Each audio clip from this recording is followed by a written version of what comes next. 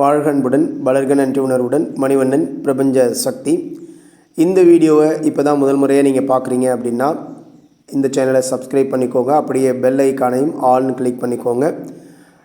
நிறைய செய்திகள் உங்களுக்காக இதில் வந்துகிட்டே இருக்கும். அதை நீங்கள் உடனுக்குடன் தெரிந்து கொள்வதற்கு அது ரொம்ப உதவியாக இருக்கும். அப்படியே ப்ளேலிஸ்ட்டில் போனீங்க அப்படின்னா உங்களுக்கு பிடிச்ச மாதிரியான டாப்பிக்கில் நீங்கள் தேவையான தகவல்களை எடுத்து பயன்படுத்தி கொள்ளலாம். இப்போ நம்ம பார்த்துட்ருக்கிறது வந்து பார்த்திங்க அப்படின்னா ராதே கிருஷ்ணா அவங்களுடைய அந்த கதைகளை நம்ம பார்த்துட்ருக்குறோம். கிருஷ்ணருடைய அவதாரம், அன்பிற்காக அவர் செய்த அந்த விடயங்களை எல்லாம் நம்ம பார்த்துட்ருக்குறோம். இன்றைக்கி வந்து பார்த்திங்க அப்படின்னா இன்றைக்கி வீடியோக்குள்ளே ரொம்ப சுவாரஸ்யமாக, அதாவது நம்ம என்ன பார்த்தோம்னா நேற்றுலாம் அவங்க எல்லாம் ஒவ்வொருத்தரும் பேசிகிட்டு இருந்தாங்க. கிருஷ்ணர், ராதா, ஆயன் இவங்க எல்லாம் பேசிகிட்டு இருந்தாங்க. அப்படியே அந்த விளையாட்டு வந்து பார்த்திங்கன்னா எல்லாம் முடிஞ்சு அந்த இதெல்லாம் பேசி முடிஞ்சு அவங்கவுங்க அவங்களுடைய இருப்பிடத்துக்கு வர்றாங்க. ஸோ கிருஷ்ணர் அங்கேயே ராதா வீட்டிலே இருக்கிறனால அவர் எல்லாருமே அங்கேயே வர்றாங்க. வாங்க இன்றைக்கி வீடியோக்குள்ளே நம்ம போகலாம் ரொம்ப சுவாரஸ்யமான தகவல்களுடன். இங்கே வந்து பார்த்திங்க அப்படின்னா பெரிய அளவில் ஒரு விருந்துக்கு ஏற்பாடு பண்ணியிருக்காங்க. எல்லாருமே உட்காந்துருக்காங்க. என்னது இவ்வளோ பெரிய விஷயம், என்ன விருந்து அப்படின்னா, நம்முடைய ராதாவுடைய சிநேகியுடைய திருமணம் முடிவாக இருக்குது, அது எல்லாருக்கும் ஒரு ட்ரீட் கொடுக்குறோம் நம்ம அதனால் அப்படின்ற மாதிரி அவங்க எல்லாம் பேசுகிறாங்க. எல்லாருமே அவங்கவுங்க வந்து உட்காராங்க அந்த இடத்துல. அப்போ வந்து ராதே வந்து எல்லாருக்குமே அந்த தட்டெல்லாம் எடுத்து வச்சு அந்த இதெல்லாம் எடுத்து வச்சுட்ருக்காங்க இல்லையா, பரிமாறிட்டு இருக்கான். அப்போ கிருஷ்ணரும் போய் அங்கே உட்கார்றாரு. அப்போ அங்கே உட்காந்து பரிமாறலாம் அப்படின்றப்ப அவரும் அப்படியே உட்காந்து செஞ்சிட்ருக்காரு. அப்போ அயன் எட்டிருந்து பார்த்துட்டு அவன் என்ன நினைக்கிறான்னா, ராதாவுக்கு பக்கத்தில் உட்காரதுக்காக தான் நீ இப்படி பிளான் பண்ணுறியா அப்படின்னு சொல்லிட்டு உடனடியாக அவன் ஓடி போய் அந்த வச்ச தட்டில் டப்புன்னு போய் உட்காந்துடுறான். உட்காந்துன்னு கிருஷ்ணர் அப்படியே பொறுமையாக அந்த இடத்துலேருந்து எழுந்திரிச்சு வெளில வந்துடுறாரு. இப்போ நம்மளாக இருந்தால் என்ன பண்ணுவோம், அந்த இடத்துல ஏதோ ஒரு இது பண்ணுவோம் இல்லையா, அந்த மாதிரிலாம் இல்லை. கிருஷ்ணருடைய சுவாபம் வந்து ரொம்ப அமைதியாக, ஏன்னா நிறைய குடமாக இருக்கிறவங்க என்றைக்குமே அந்த ஒரு அமைதியும் அந்த இதுவும் அவங்ககிட்ட இருக்கும். அவர் உடனே கிருஷ்ணர் என்ன பண்ணுறாருன்னா அங்கேருந்து வந்து எட்டி வந்து நின்றுக்கிறாரு, பார்த்துட்டே இருக்காரு. கொஞ்சம் நேரம் கழிச்சு பார்த்தா ராதில் இல்லை. அப்போ தான் அவன் அயன் பார்க்குறான், உட்காரலையா அப்படின்னு பார்க்குறான். அவங்க எதிர்த்தாப்பில் போய் ராதா உட்கார, அந்த இடத்துல தாய் வந்து கீர்த்திகா வந்து உட்காடுறாங்க பக்கத்தில். அப்போ கிருஷ்ணர் கொஞ்சம் அப்படியே அவங்கள பார்த்துட்டு புன்முறுவலோட நான் வந்து ராதாவுக்கு பக்கத்தில் உட்கார்றேன் அப்படின்னு சொல்லிட்டு அவர் நினச்ச மாதிரியே பார்த்தீங்க அப்படின்னா ராதாவுக்கு பக்கத்தில் அவர் போய் உட்கார்றாரு. அயனால் இதை தாங்கிக்கவே முடியல. அப்போ உட்காந்து சாப்பிட்டுட்ருக்காங்க. அப்போ அந்த நேரத்தில் வந்து ஜட்டில் அங்கே வர்றாங்க. அப்போ கீர்த்திகா என்ன கேட்குறாங்க அப்படின்னா, ஏன் இவ்வளோ ஸ்வீட்டு நம்ம இங்கே பண்ணியிருக்கோம், நீங்கள் கிடைக்கலலாம் ஏன் பண்ணியிருக்கீங்க, இல்லை எல்லாருக்கும் கிடைக்கணும், இதுமாரி ராதாவுடைய சிநேகியுடைய திருமணம் முடிவாக இருக்குது அப்படின்னு சொல்லி அவர் சொல்கிறாரு ரிஷபானு. அதெல்லாம் கேட்டுட்டு இருக்கும்போது ஜட்டிலா வந்து வாங்க நீங்களும் சாப்பிட்லாம், எங்கே போகிறீங்க அப்படின்னா அவரால் அதை தாங்கிக்கவே முடியல. அவர் வந்து இல்லை நான் இன்றைக்கி வந்து உபவாசம் இருக்கிறேன், இன்றைக்கி விரதம் இருக்கிறேன், அதனால் எனக்கு இன்றைக்கி வேணாம் அப்படின்னு சொல்லிட்டு திரும்பி போனவங்க வந்து பார்த்திங்க அப்படின்னா அப்படியே நின்றுட்டே இருக்கான். அவளுக்கு ஒரு பக்கம் வந்து அப்படியே வருத்தமும் அழுகுமே அப்படியே நின்றுட்டு இருக்கா. இவங்க எல்லோரும் ஒன்றா இருந்து மகிழ்ச்சியாக சந்தோஷமாக, எப்பயுமே பார்த்திங்க அப்படின்னா தீமையான எண்ணம் கொண்டவங்களுக்கு நல்லவங்களாம் ரொம்ப மகிழ்ச்சியாக சந்தோஷமாக இருந்தால் அவங்களுக்கு பிடிக்காது, அவங்களும் ரொம்ப சங்கடப்படுவாங்க. அப்போ அந்த மாதிரியே அவள் என்ன பண்ணுறான்னா ரொம்ப சங்கடப்பட்டு கஷ்டப்பட்டுட்டு அப்படியே நின்றுட்டுருக்கிறா.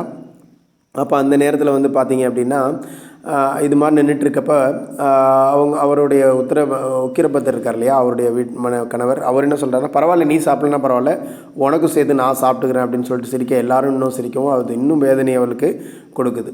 அங்கேருந்து அப்படியே அழுதுகிட்டே போகிறா. அழுதுட்டு போகிறது அயனுக்கு தெரியுது, என்ன நம்மளோட அம்மா அழுதுகிட்டே போகிறாங்களே அப்படின்னு. ஸோ அந்த விருந்து முடிஞ்ச உடனே அங்கேருந்து புறப்பட்டு வேகமாக ஓடுறான்.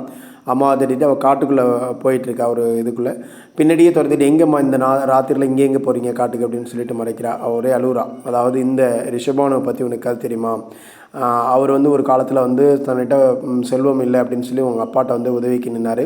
இவர் ரொம்ப நல்ல மனசுக்காரர், நல்ல இதாக உள்ளவர், தர்ம சிந்தனைகள் உள்ளவர். இவர் அவருக்கான செல்வத்தை கொடுக்குறாரு. கொஞ்சம் அதை எடுத்துகிட்டு போய் அவர் செல்வத்தை பெருக்கி பெரிய செல்வந்தராக ஆனது மட்டும் இல்லாமல் பர்சானையோட தலைவராகவும் ஆயிடுறாரு. இப்போ வந்து பார்த்திங்கன்னா அப்படியே மறந்துட்டார், இந்த நிகழ்வுகளே மறந்துட்டார். நான் தான் ஒரு தடவை அவருக்கு வந்து நினைவுபடுத்தினேன்.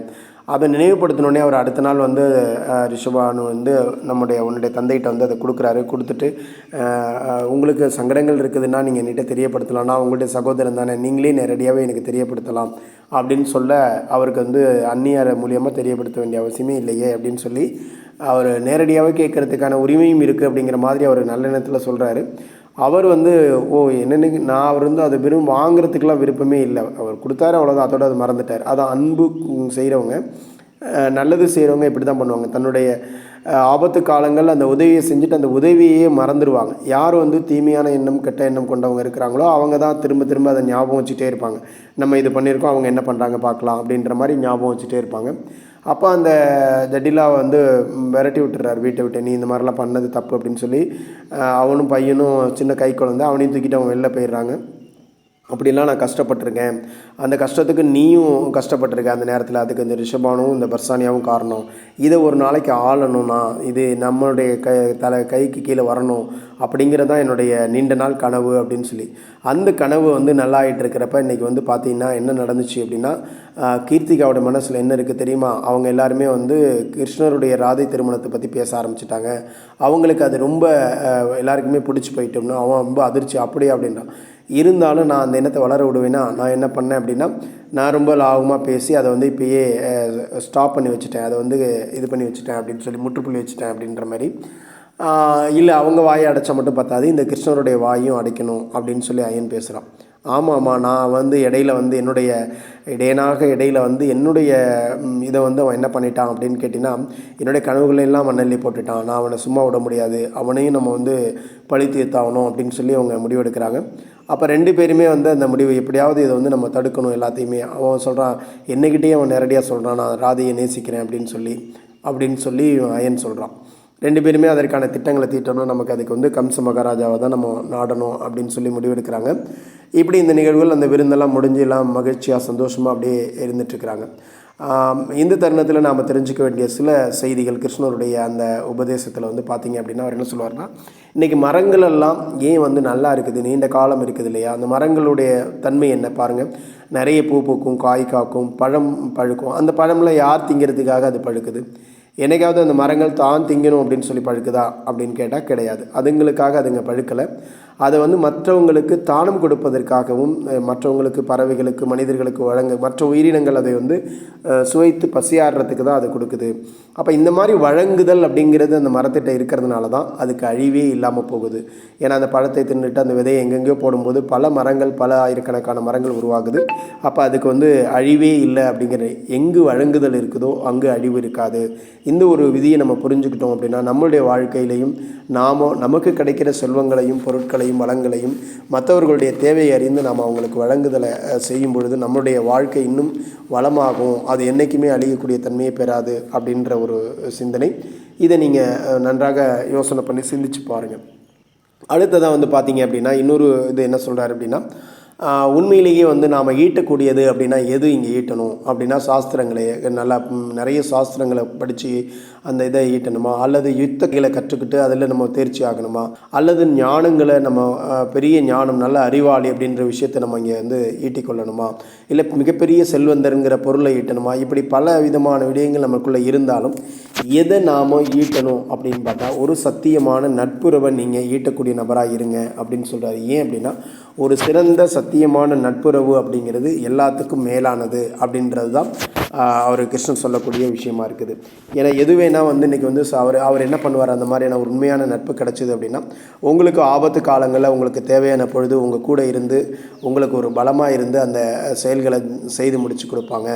அதேமாரி நீங்கள் கலங்கி நிற்கிறப்ப, இல்லை வழிமாறி போகிறப்ப, இல்லை தடமாறி போகிறப்ப, தவறுகளின் பக்கம் போகிறப்ப உங்களுக்கு சாஸ்திரங்களை எல்லாம் எடுத்து சொல்லி உங்களை மீண்டும் அந்த நிலைக்கு கொண்டுட்டு வரக்கூடியவங்களாக இருப்பாங்க. உங்கள் உறுதுணையாக உங்களை பக்கபலமாக இருப்பாங்க.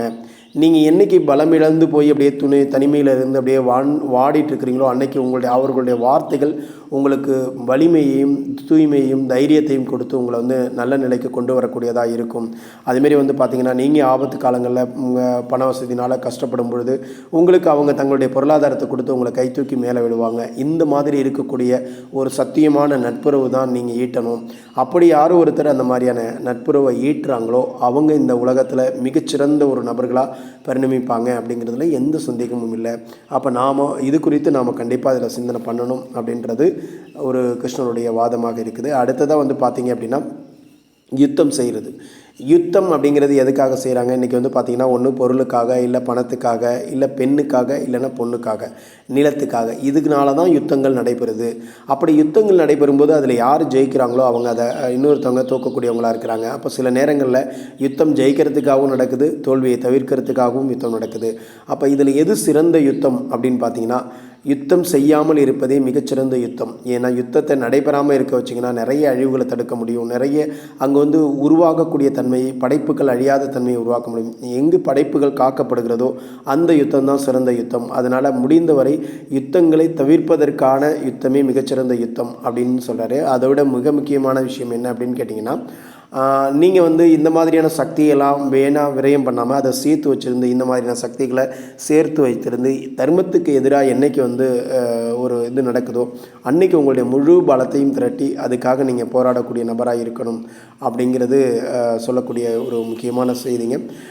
இந்த சிந்தனைகளை நம்மளுடைய மனதில் வச்சு நாமும் எந்த மாதிரியெல்லாம் வாழ்க்கையில் வாழணும் அப்படிங்கிறது தான் ரொம்ப முக்கியம். ஏன்னா இங்கே வரக்கூடிய இந்த கதையை நீங்கள் முழுசாக கேளுங்க. ஒவ்வொரு விஷயங்களும் வந்து இன்னும் சுவாரஸ்யமான விஷயங்கள், இன்னும் சுவாரஸ்யமான தகவல்கள் நிறைய இதில் இருக்குதுங்க. நீங்கள் எவ்வளோக்கு எவ்வளோ பேர் இதை பார்க்குறீங்களோ, எவ்வளோ பேர் வந்து இதை உங்களுடைய நண்பர்கள் உறவினர்களுக்கு ஷேர் பண்ணீங்களோ அந்த அளவுக்கு, ஏன்னா நிறைய வரவேற்பு இருந்துச்சு அப்படின்னா இதை நம்ம தொடர்ந்து இன்னும் நிறைய ஆர்வமாக நிறைய விஷயங்களை உங்களுக்கு இதிலேருந்து கொடுக்க போகிறோம். இது நம்மளுடைய வாழ்க்கைக்கு நிச்சயமாக பயன்படும். நீங்கள் இதோடு தொடர்ந்து இருக்கும்பொழுது உங்களுடைய மனநிலையே ஒரு நல்ல நேர்மறையான சிந்தனையோடு இருக்கக்கூடியதாக இருக்கும். அந்த வகையில் நீங்கள் இதை உங்களுடைய நண்பர்கள், உறவினர்கள் அனைவருக்கும் இதை பகிர்ந்து அனைவரையும் இதில் வந்து தொடர்ந்து இணைப்பில் இருப்பதற்கு நீங்கள் வந்து வலியுறுத்துங்க. அது கூட நீங்கள் செய்யக்கூடிய ஒரு முக்கியமான சேவையாகவும் நல்ல ஒரு சேவையாக தான் பார்க்கப்படும் என்று சொல்லி உங்களிடமிருந்து விடைபெறுவது உங்கள் மணிவண்ணன் பிரபஞ்ச சக்தி. தொடர்ந்து இணைப்பில் இருங்கள். நன்றி.